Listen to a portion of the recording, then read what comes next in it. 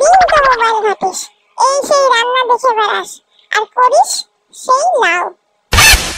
আহা গো সোনা, খুব কষ্ট হচ্ছে তাই না? কিন্তু এই রান্নাটা যে তুমিও চেটেপুটে খাবে সেটা আমি 100% গ্যারেন্টি দিয়ে বলছি। লাউয়ের এই কোপ্তা কারির রান্না আপনারাও দেখে নিন। তার আগে hello everyone, cooking with mom চ্যানেলে আপনাদের সকলকে স্বাগত জানাই। কেমন আছেন সবাই? লাউটাকে কিভাবে কি প্রসেসে এরকম পর্যায়ে না হলো সেটা আমি এর আগেও অনেক ভিডিওতে দেখিয়েছি, তাই বৃথা সময় নষ্ট না করে দেখে নিন এই স্ক্রিনশটটা। লাউটাকে ছুলে নেওয়া হয়েছে, তারপর কুড়ানির সাহায্যে কুড়িয়ে রাখা লাউগুলোকে একটা কাপড়ের মধ্যে নিয়ে সেটাকে নিংড়ে নেওয়া হয়েছে, একদম জল শূন্য করে দেওয়া হবে। আর এটাই হচ্ছে সেই প্রসেসটা। এরপরে এই সম পরিমাণেই দিতে হবে ছানা। ছানা যদি না থাকে বাড়িতে তাহলে পনিরও ইউজ করতে পারেন। পনিরটাকে গ্রেট করে নেবেন, দেখবেন এরকম ছানার মতনই হয়ে যাবে, যেমনটা আমরা করেছি আর কি। এরপরে নুন দেওয়া হলো, আর দেওয়া হলো চিনি। চিনির পরিমাণটা একটু বেশি, কারণ এই কোপ্তাটা একটু মিষ্টি মিষ্টি হয়, আর ঝোলে দেওয়ার পর নুন মিষ্টির যে ব্যালেন্সটা থাকে সেটাও কিন্তু খুব ভালো লাগে। এরপরে সমস্তটা দিয়ে ভালো করে মাখিয়ে নেওয়া হলো। নুন আর চিনিটাকে গলতে সময় লাগে, তাই আগে মাখিয়ে নেওয়া হলো। এরপরে 2 চামচ ছোলার ডাল বাটা দিয়ে দেওয়া হলো। এরপরে এটাকে ভালো করে মাখিয়ে নিতে হবে। সব শেষে এখানে 2 থেকে 3 চামচ ময়দা দিয়ে দেওয়া হলো।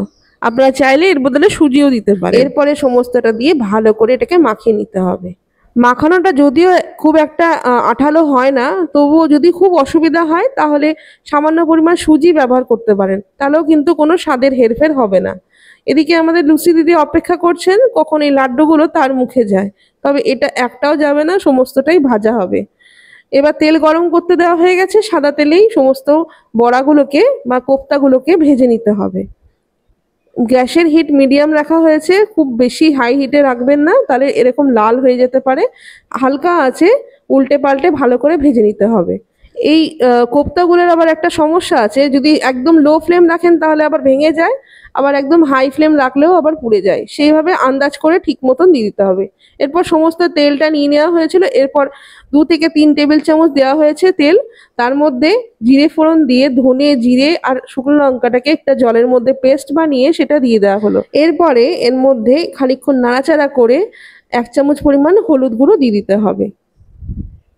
আপনারা চাইলে লাল লঙ্কার পরিবর্তে কাঁচা লঙ্কা বাটাও দিতে পারেন, ঝাল বুঝে লঙ্কাটা কম বেশি দেবেন। সমস্তটাই 1 চামচ করে দেওয়া হয়েছে। এরপর স্বাদ অনুযায়ী লবণ দিয়ে ভালো করে মশলাটাকে কষিয়ে নিতে হবে।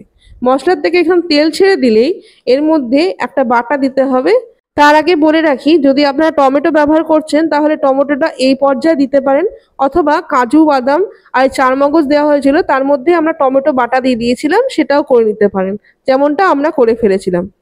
দিয়ে সমস্তটা দিয়ে ভালো করে আবারও একটু নাড়াচাড়া করে নিতে হবে। বেশিক্ষণ নাড়াচাড়া নেই, একটু নাড়াচাড়া করেই এর মধ্যে জল অ্যাড করে দেওয়া হলো। জলের পরিমাণটা এখন একটু বেশি মনে হচ্ছে, কারণ কোপ্তা দেওয়ার পর জলটা টেনে নেবে, তাই একটু বেশি করেই দেওয়া হয়েছে। তারপরে আবার ঝোলটা ফুটাবার প্রয়োজন রয়েছে।